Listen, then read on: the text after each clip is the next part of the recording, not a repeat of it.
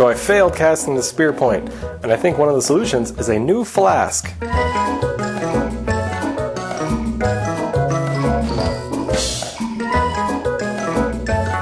So I rammed this up kind of flat in a normal flask with a feeder and a fill thing and gates and all that, and it didn't work out. A couple of the reasons it didn't work out. Probably I poured too cold, so I'll remedy that next time when I heat it up more, make it hotter before I pour in. I wonder if the alloy being screwed up kind of screwed up the flowing properties. Maybe. I'm going to fix the alloy, add more copper to it. And another problem was head pressure. There was probably a lack of head pressure. When these were cast originally, they were generally made in permanent molds, like out of stone or something, and they would be matched like this, lashed together, held upright, and bronze poured inside. So you would have all of the weight of this, plus all of the stuff on top and the funnel as head pressure to push it down into all the little nooks and crannies. Then they would pop it open, drop it out, slap the stones back together, pour again. It's kind of you could do rapid fire castings that way and they would all be the same. However, I don't have stones like that, and I don't feel like carving, so we're going to do what's called a vertical flask. It kind of is what it sounds like. It's a flask adapted to stand vertically.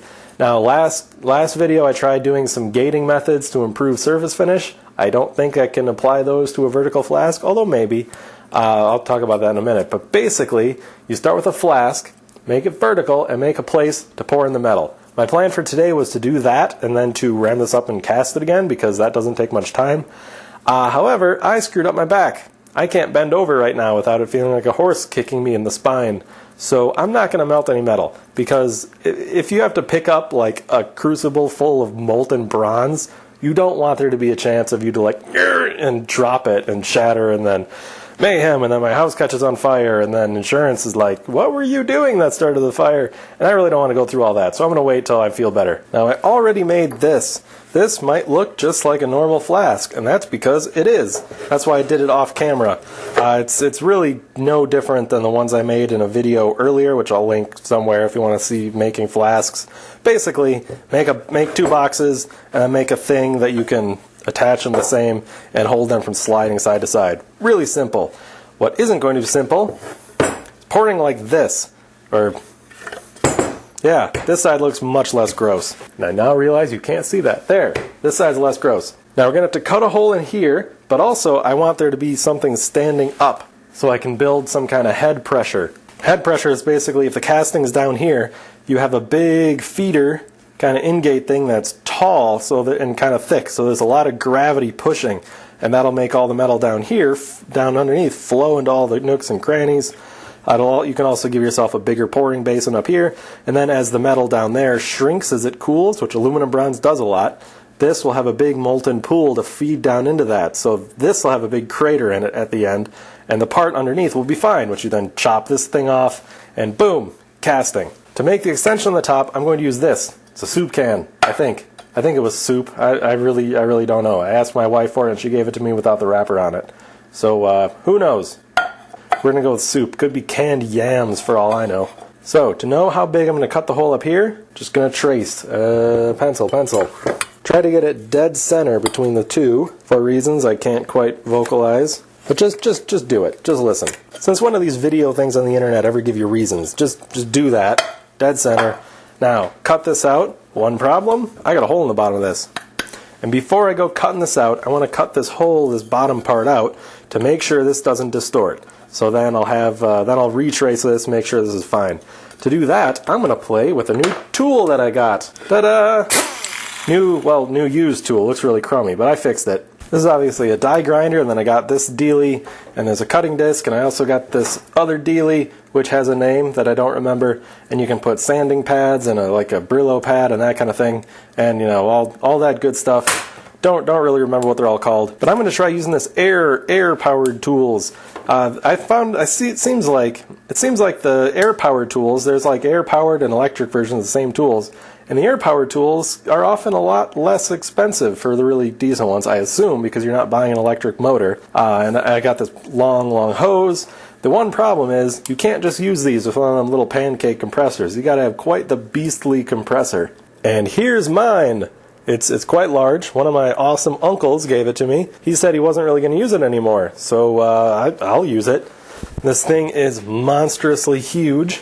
Curtis, I think it's a C96 or something, the panels on the back there, plus the oils on the back. Cast iron, giant motor the size of a watermelon, and don't look at my wiring, but there's a filter over there, and this really long, one of those is a hose, so that's pretty cool. I really haven't been using the air tools all that much, in part because I don't have a ton of them, and the ones that I do have, I have had to replace these, and a couple of them don't seem to work real great, but this works fine. So wait, ear protection, eye protection, all that protection.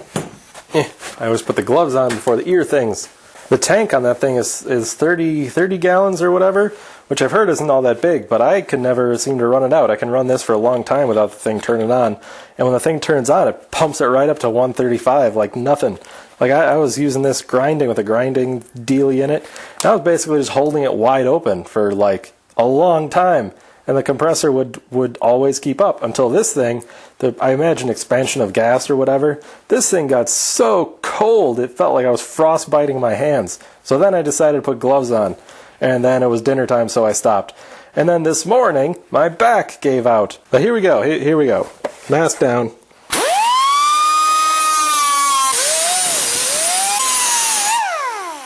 It's alive!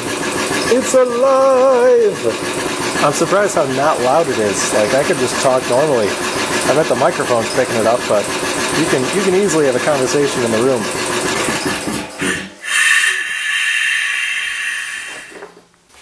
Okay, let's see. Yeah, it distorted a little bit. It's fine. Well within acceptable boundaries, I'm sure. Okay, so now I'm basically just going to cut this out with a coping saw. Not rocket science. The thing about getting back pain, though, man, I don't know what it feels like to be old, but I assume there's some back pain in there, and it sucks.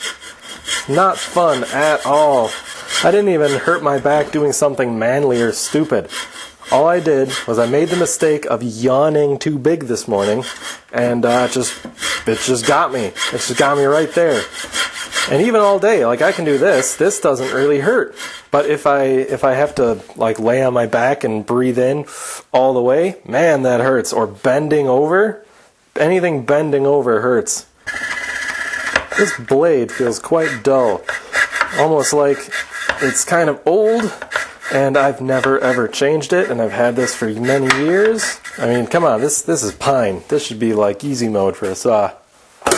Time for a different saw, I guess.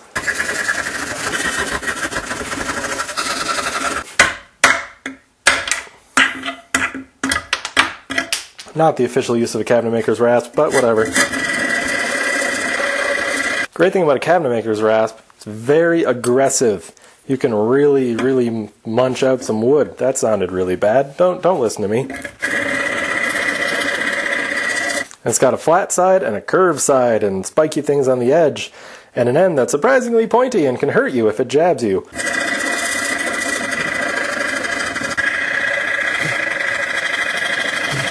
There, I'll show you the finish. Oh, guess.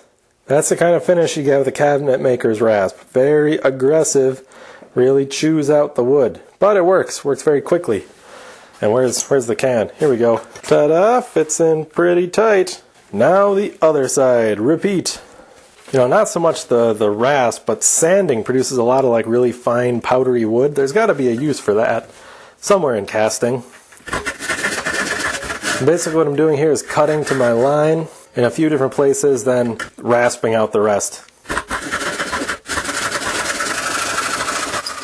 And that helps, because the wood, you know, the grain goes this way. So if you try to bend it here, it's weak. But if you try to bend it here, it's strong. So no, opposite. This is strong, this is weak. So I kind of violated the fibers here and lost my rasp. There we go. So basically, you don't even need to cut this out. You can just break it out. And then rasping.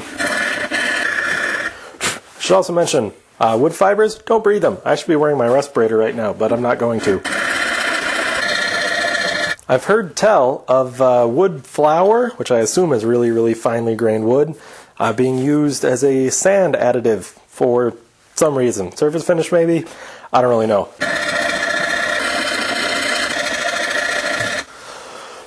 There. Also, if you're wondering, this is very high to be working with wood tools. Sometimes you'll see like a bench will have a high spot called a, what's it called? I don't remember. Joining bench or whatever. It's really up high so you can kind of look at what you're doing without kneeling. I'm doing this in the vise. I just have it clamped in the vise. And that's because, like I said before, I can't bend over right now. So standing way upright and kind of working up here, it's a little harder on the arm muscles because it's not so ergonomic, but way better on my back. So I just sweeped up in here. So now I got to do it again. Okay, so now we have our hole. Oh geez. Which in the final product here will be up like this. These will have to be like actively roped together or something. And this will be in there. I'm gonna have to grind those out a little wider. Is that? Oh yeah, there, oh no, not quite. Come on, big money, perfect. So that's kind of the method I'm going for. This, by the way, will not be attached directly, and here's why. It's not quite rammed up the same way as a normal flask. Here's what I mean. We got parting surface down. We got our pattern in there. Gonna stick it up vertically. Going to ram this up as it sits up to the top. Naturally, flip it over. This will be up here. Gonna set this on top. And then ram this up. No, wait. Ram this up first. I know what I'm doing. Ram it up, then pull it apart, and we'll have this sitting in the middle. And you can cut the the ingate and the runners and all that, and actually pour it like a normal flask. You can just ignore the big hole over here, or you can stick a piece of something there to just to keep the sand tidy and all of that. But what I'm going to do, look for that thing that I made. Here we go. Copper pipe, clean, straight. I'm going to cut the ingate here.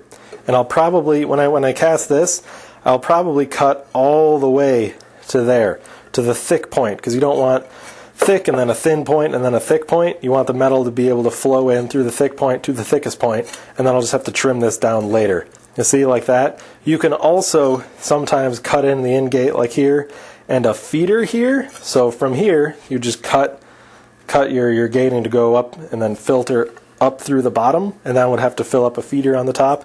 Not sure if I'm going to try that, but this is kind of the idea. So it's vertical, and then when it's vertical, with the two pieces stuck together with the hole in the sand that I made with this thing, I'm going to stick this on the top, full of sand. So I'm going to fill this all the way up with sand. Well, what I might do, fill this all the way up with sand, shove it down on here, then remove this pipe, and I'll have the hole and a big sort of trumpety looking thing on the top. So that'll fill all the way up and have a lot of head pressure pushing down. It will also act as the feeder. As the metal underneath starts shrinking, this will start sinking.